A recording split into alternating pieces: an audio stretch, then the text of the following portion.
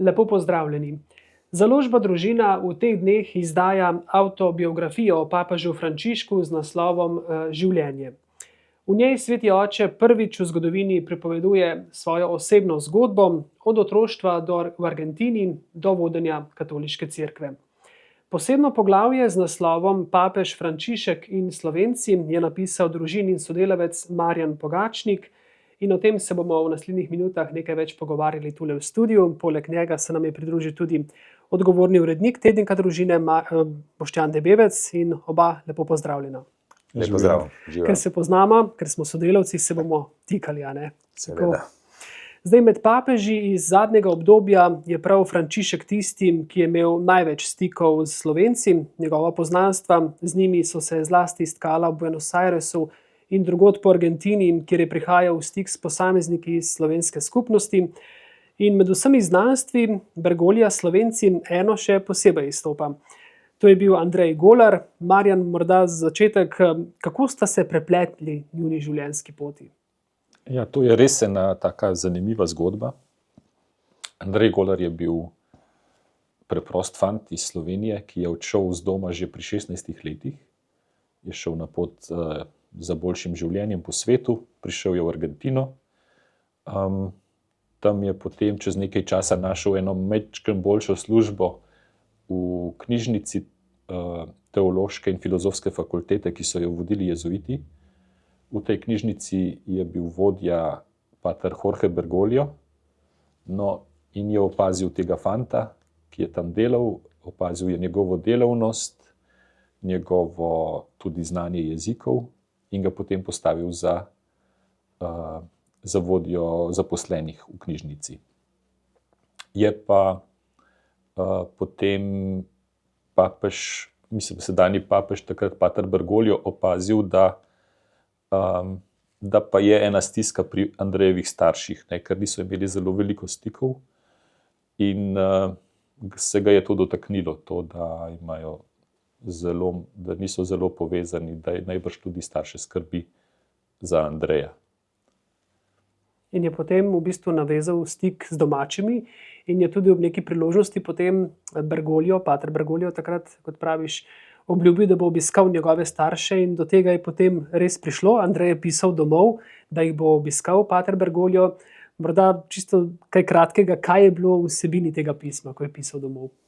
No, to je, Boštjan je pisal o tem en članek, ker je obiskal starše, družino Golarjevo v Virmašah. Bo še on najbrž kaj več povedal o tem? Zdaj, ta zadeva je bila tako, da nekaj mesecev prej se je najavil sam Mario Bergoglio, da bo obiskal starše. Sin Andrej je še pospremil to s pismom, naj ga dobro postrežejo, naj mu spečejo potico, denarja pa naj mu ne dajo, ker ga bi s tem sicer užalili. To je dobesedno tako napisal Andrej, a ne. No, in res, mislim, da je bil november, ne vem kateri mesec, 1971, je pater Mario Bergoglio prišel v Virmaše.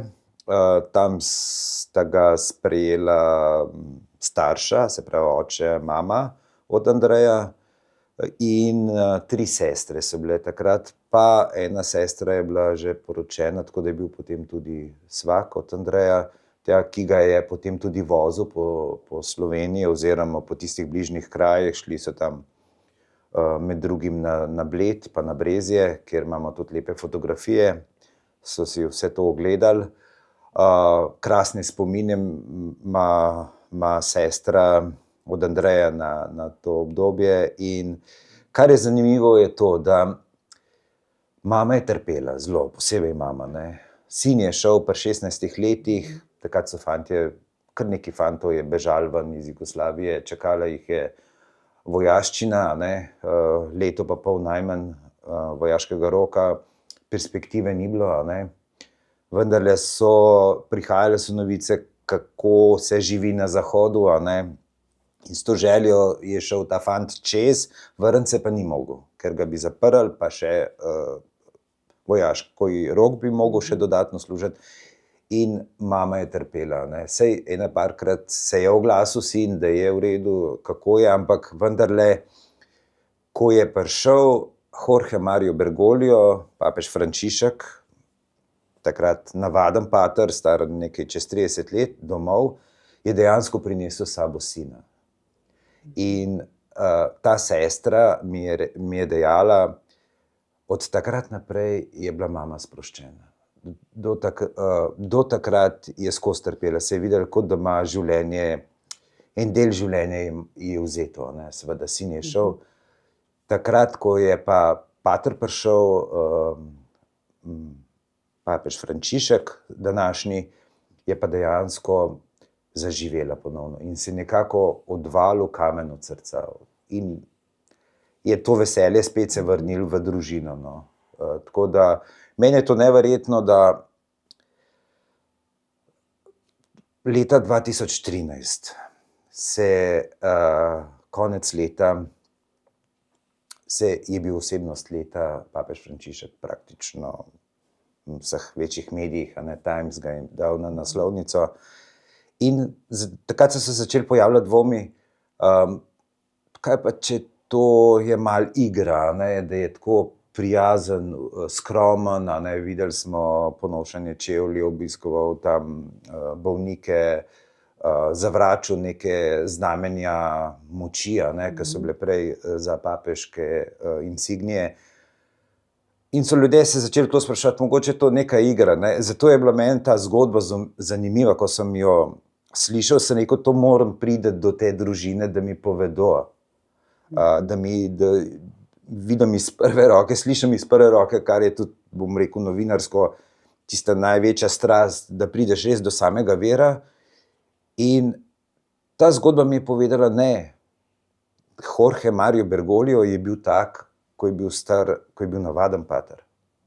Je živel s tem, ne? Je živel s tem in kot papež je iste stvari počel naprej in jih počenja, ne. In tukaj se res kaže veličina našega papeža, no. Zdaj, ti si se z družinskimi člani pogovarjal 2013, kmalu potem, ko je bil papež Frančišek izvoljen za papeža, ne? Tako, ja, nekaj mesecev potem, ko je bil izvoljen, oziroma jeseni, in sem potem pripravil prispevek za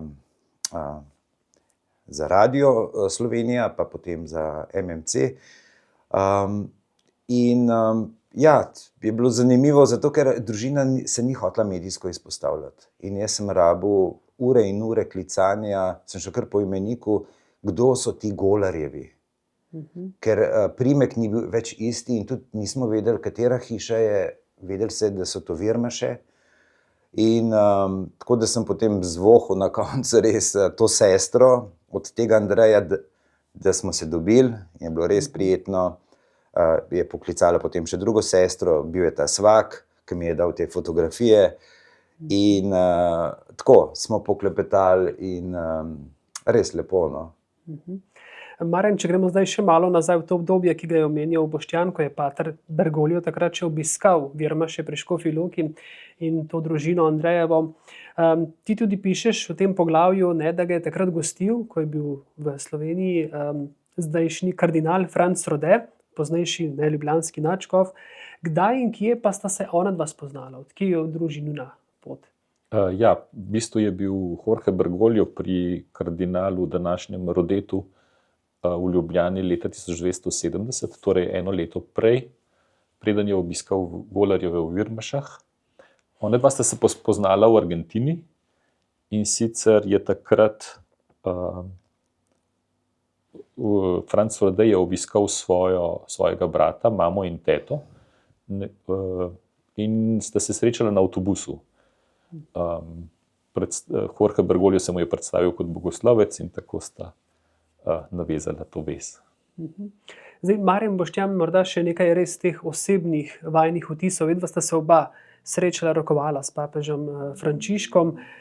Morda za naše gledalce, poslušalce, ki nas gledajo, ob kateri priložnosti je bilo to? To je bilo, mislim, da leta 2022. Konec januarja. Smo šli, je bilo v bistvu srečanje ene skupine večje novinarjev, skoraj 100 novinarjev je bilo v Rimu, katoliških, in je papež imel za nas avdienco, in potem smo imeli tudi priložnost se vsi ti novinarji z njim osebno srečati. Tako in se rokovati z njim. Zdaj, Boštjan, ti si pa menda z njim izmenil še nekaj besed z nekim povabilom, oziroma lahko malo več poveš? Zdaj, tako je bilo, bil je čas COVID-a, maske, če se spomnite, januarja 2022, in nismo pričakovali, da nas bo on tudi osebno takrat sprejel. Mislim, da pač v tisti sali, ki ima sprejem, kar naenkrat nam prinesejo one spreje, da si razkužimo roke, in to je bil že znak, da mogoče nas bo pa sprejel. Takrat tudi, če ni bil na invalidskem vozičku, ni imel še problema s koleni, tako da je lahko še vstal, in res smo šli vsak od nas do njega. Jaz sem Golarjevim obljubil, njihova želja je bila namreč, ko so rekli, sej ta je bil pa pri nas, ko so ga zagledali na ekranu, da bi mogoče naslednje leto 2014 prišel obisku, se udeležil škofjeloškega pasijona. Jasno je, da ne bo papež hodil na škofjeloški pasijon, ampak in da bi se takrat oglasil pri njih. To je bila tako malo v šali rečena želja. Ampak vsekakor so se pa želeli nekako še stopiti stik z njim. In potem sem pa jaz rekel, če bom jaz kdaj imel možnost, da se z njim osebno srečam, bom prenesel vaše pozdrave. In še preden sem šel v Rim, potem, ko smo imeli to srečanje, pa nisem vedel, če se bom srečal, sem jih poklical, da grem in da mogoče se srečam. In sam potem mi je bilo malo nerodno, sem rekel, vseeno zdaj tam je vendarle papež, kaj ga bi jaz tam motil, ampak potem, ko sem že ostal v vrsti, sem potegnil ven telefon, poiskal prispevek. Sem rekel, klinc, bom povedal papežu, in mislim, vsaj pozdrave mu bom prenesel, pa pokazal eno fotografijo, ki je bil on takrat v Sloveniji. In to sem naredil. Sem rekel, pač pozdravlja vas družina Golar iz Virmaš. Ja, si je rekel, Škofja Loka. Si spomnim, ja, in je še on pol malo mi povedal, kje je hodil. In pa sem mu pa tako malo po slajdu pokazal pač fotografije, in je bil prav tako zaživel je, z takim lepim spominom. Se vidi, da mu je v lepem spominu ta obisk. Tako da, ja, je bilo res eno čudovito srečanje. Se pravi, si uspel izboriti nekaj dodatnih sekund ali minut, ne, ampak sekund pa. Je bilo kar 2-3 minute vsaj, tako da so kar kolegi so kar gledali, kva si ugrabil papeža, ali kaj. No, jaz sem imel čas posnetenih par fotografij. Ja, dobro, da sta bila skupaj, da je bila kakšno fotografijo. Če se še vrnemo zdaj na te vezi s Slovenci, Marjan, tudi ti pišeš v tem svojem poglavju, da je tudi prek Bergoljeve nečakinje, še ena posebna vest, njegova nečakinja Marija Ines se je poročila z argentinskim Slovencem, drži? Tako, poročila se je z Vladimirjem, tako da pravzaprav prek nje je papež tudi prihajal v stik s slovenskim svetom. Enkrat je papež rekel, pater Bergoglio rekel, da se mora pripraviti na veliko potice, ko bo s Slovenci. No, in v resnici je Vladimirjeva mama tudi bila prva, ki je papežu spekla potico.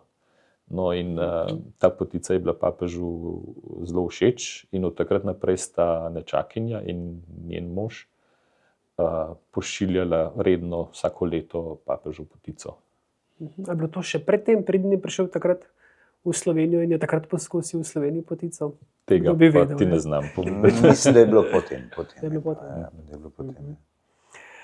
Zdaj vemo pa, da je bil zdajšnji papež, ne, je bil pa tudi veliko v stiku z duhovniki z različnih koncev sveta, seveda tudi iz slovenskih družin. Morda, Marjan, s katerimi od duhovnikov pa je bil najbolj prepleten ali pa se je najbolj spletla ta vez? No, največ časa je z njim preživel v resnici Vinko Bokalič, lazarist, ki je bil imenovan za pomožnega škofa v Buenos Airesu, kjer je bil Jorge Bergoglio takrat nadškof. Tako da sta v bistvu bila 3 leta skupaj v vodstvu Buenos Aireške nadškofije. In vemo, da Bokalič potem je bil tudi, morda ne samo zaradi tega, ne, ampak tudi lani povišan oziroma opravlja zdaj še eno pomembno funkcijo in mesto, ne, v katoliški Tako, cerkvi. pozneje je bil imenovan za škofa v Santiago del Estero, to je eno mesto v Argentini. In lani je potem papež Frančišek temu mestu dal status nadškofije in tudi nadškofu v tem mestu status primasa Argentine. In s tem je pa povezano bilo kardinalsko imenovanje, tako da ga je potem lani decembra umestil kot kardinala.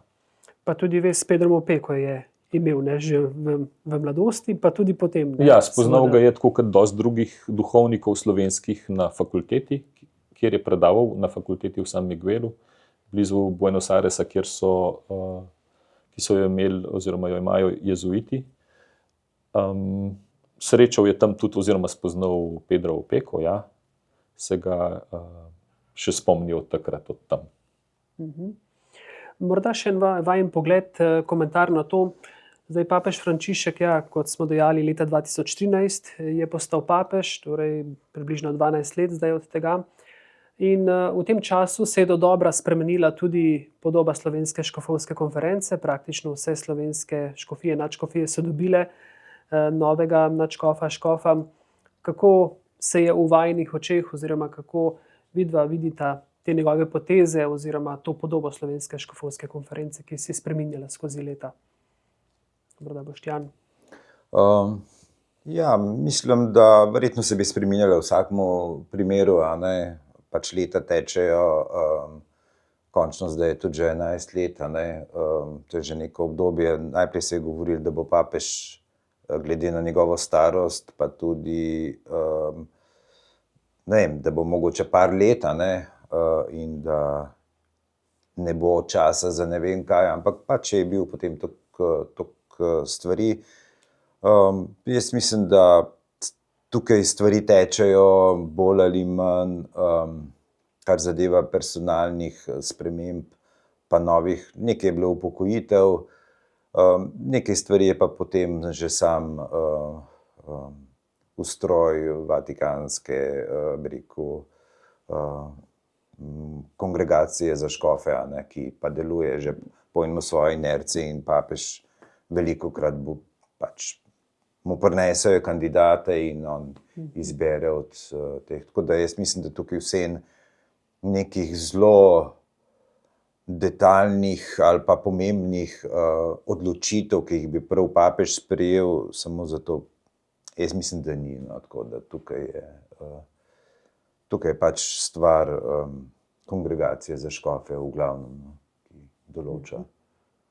Je pa res to, ne, ko sem pripravljal ta seznam vseh imenovanj v tem času, je zanimivo videti, ne, da v bistvu vsi, tako rekoč vsi slovenski škofje so zdaj že prejeli imenovanje od papeža Frančiška.